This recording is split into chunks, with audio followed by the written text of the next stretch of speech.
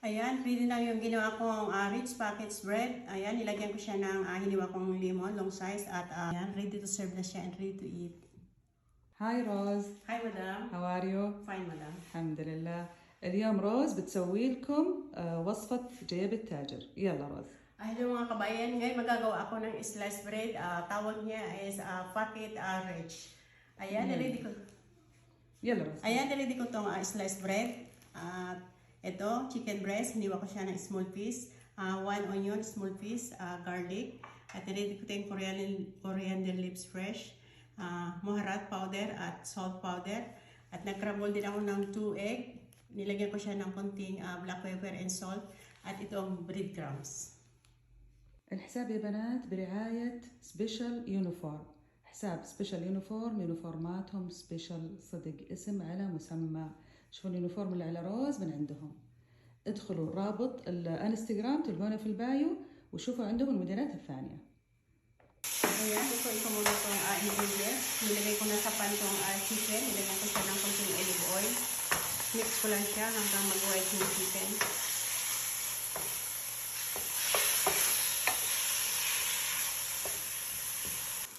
Ayan, wala na siyang water. Ngayon, ilalagay ko din yung onion. Mix ko siya.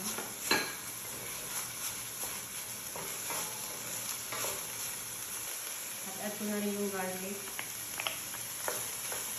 Mix ko siya ng konti.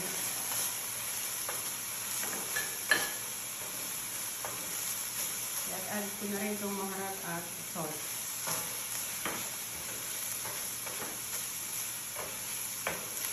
Turn off na yung apoy niya at ngayon na-add ko na itong coriander leaves.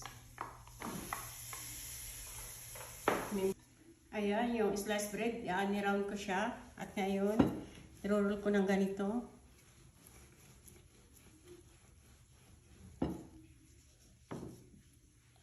At ngayon, isasawsaw ko siya sa egg at breadcrumbs. Ayan, ngayon ipa-fry ko na yung toast.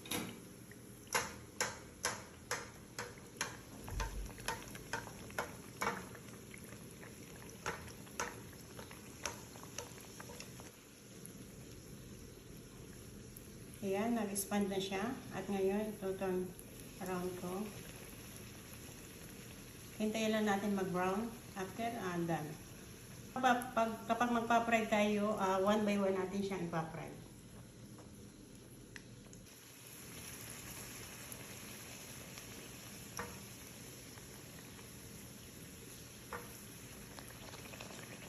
Ayan, hiniwa ko ng half yung pinirito kong sliced bread. At ngayon yung chicken, nilagyan ko siya ng 2 tablespoon ng mayonnaise. At ngayon lalagyan ko muna siya ng lettuce. At lalagay ko na itong chicken.